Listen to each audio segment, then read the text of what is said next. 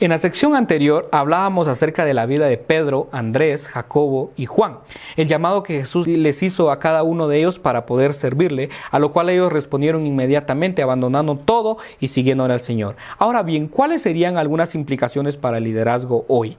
El llamado de Pedro, Andrés, Jacobo y Juan fue difícil, porque no solamente dejaron su trabajo, sino dejaron sus ingresos económicos, dejaron también a su familia, dejaron sus herramientas de trabajo. Y Jesús conocía muy bien la situación y la decisión que ellos estaban tomando para servir al Señor. En el Evangelio de Marcos, capítulo 10, versículo 20 y 30 dice, respondiendo Jesús, dijo, de cierto os digo que no haya ninguno que haya dejado casa o hermanos o hermanas o padre o madre o mujer o hijos o tierras por causa de mí y del Evangelio, que no reciba 100 veces más ahora en este tiempo, casas, hermanos, hermanas, madres, hijos y tierras con persecuciones y en el siglo venidero de la vida eterna. En el Evangelio de Lucas capítulo 14, versículo 25 al 33 dice lo siguiente, grandes multitudes iban con él y volviéndose les dijo, si alguno viene a mí y no aborrece a su padre y madre y mujer e hijos y hermanos y hermanas y aún también su propia vida, no puede ser mi discípulo. Y el que no lleva su cruz y viene en pos de mí, no puede ser mi discípulo. Porque ¿a quién de vosotros, queriendo edificar una torre, no se sienta primero y calcula los gastos a ver si tiene lo que necesita para acabarla? La figura es que uno debe calcular el costo que implica poder servir al Señor. Sigue diciendo el texto en el verso 29, no sea que después que haya puesto el cimiento y no pueda acabarla, todos los que la vean comiencen a hacer burlas de él, diciendo, este hombre comenzó a edificar y no pudo acabar. ¿O qué rey al marchar a la guerra contra otro rey no se sienta primero y considera si puede hacer frente con 10,000 al que viene contra él con 20,000? Y si no puede, cuando el otro está todavía lejos, le envía una embajada y le pide condiciones de paz. Así pues, cualquiera de vosotros que no renuncia a todo lo que posee, no puede ser mi discípulo. Ante todo esto, es importante recordar que los hijos, en esta situación en la que estaba llamando Jesús a estos pescadores, ellos debían cuidar a sus padres, especialmente a los hijos mayores. Los hijos de Zebedeo se preocuparon por su padre. En el Evangelio de Marcos, capítulo 1, versículo 20, dice que cuando Jesús los llamó, ellos dejando a su padre Zebedeo en la barca con los jornaleros, le siguieron. Esto probablemente indica que ellos tuvieran una empresa familiar y buenos ingresos económicos. Ahora bien, la reacción de estas personas es bien interesante porque en el versículo 20 y versículo 22, Mateo 4:20 y verso 22, dice que cuando Jesús los llamó, en el caso de Pedro y Andrés, dejando al instante las redes, le siguieron. En el caso de Jacobo y Juan, hijos de Zebedeo, dejando al instante la barca y a su padre, le siguieron. Ellos quizás tuvieron una implicación más grande, pero el hecho de que Jesús haya escogido a estos hombres comunes y corrientes del vulgo, que dice Hechos capítulo 4 verso 13, que eran personas no letradas,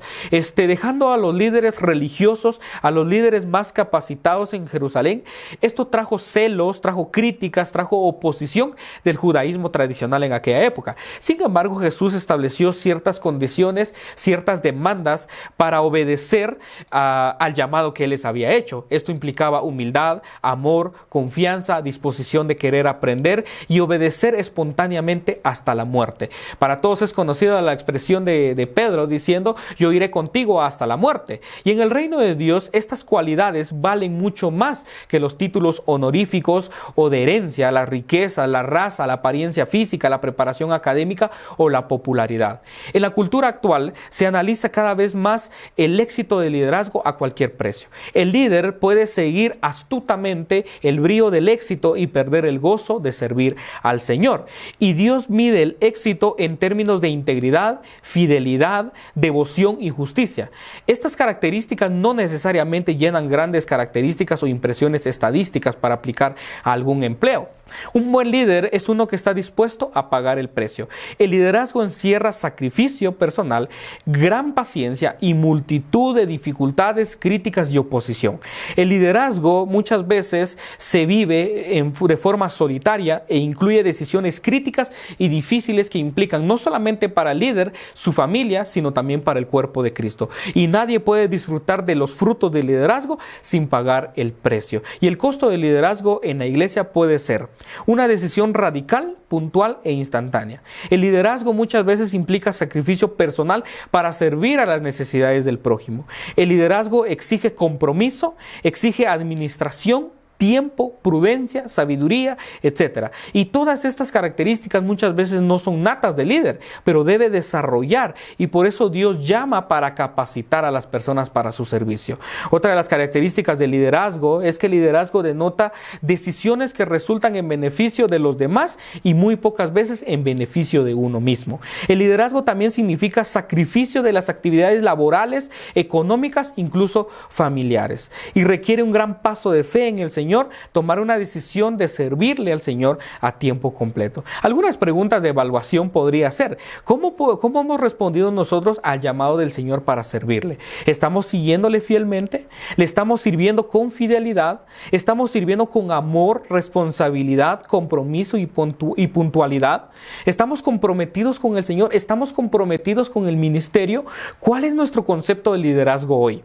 Los pescadores a quienes Jesús llamó no eran perezosos. Simón y Andrés estaban pescando, Jacobo y Juan estaban reparando sus redes para salir a pescar. Eran personas trabajadoras, eran personas muy ocupadas, y Jesús necesita precisamente a gente activa. No, como dijo alguien, no necesita parásitos del evangelio, necesita personas que produzcan, y para eso, para cumplir el llamado del Señor, necesitamos tener personas comprometidas con el Señor. Ahora bien, pensando en todo eso, podemos preguntarnos y respondernos a nosotros mismos: ¿estamos muy ocupados para servir al Señor? ¿Estamos tan ocupados o tenemos tantas excusas para querer servir al Señor con verdadera disposición? Los tiempos de hoy y las iglesias están en crisis. El liderazgo cada vez está entrando más en crisis y no se encuentra por ninguna parte. Tenemos que recordar que los líderes surgen en tiempos de gran aflicción. En tiempos de angustia es cuando el líder toma acción y toma determinaciones que implican para el cuerpo de Cristo.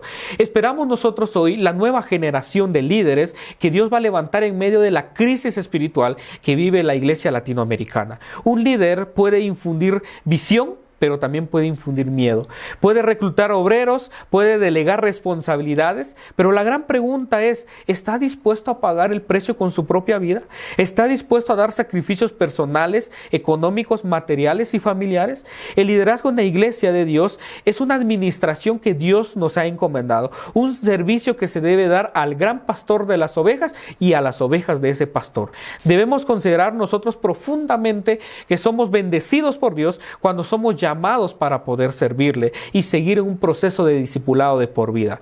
Ahora bien, la pregunta es: ¿estarías tú dispuesto a hacer esto de forma radical en tu vida? Es un buen desafío para considerarlo con tu familia, con tu ministerio, con tu iglesia y tu vida personal.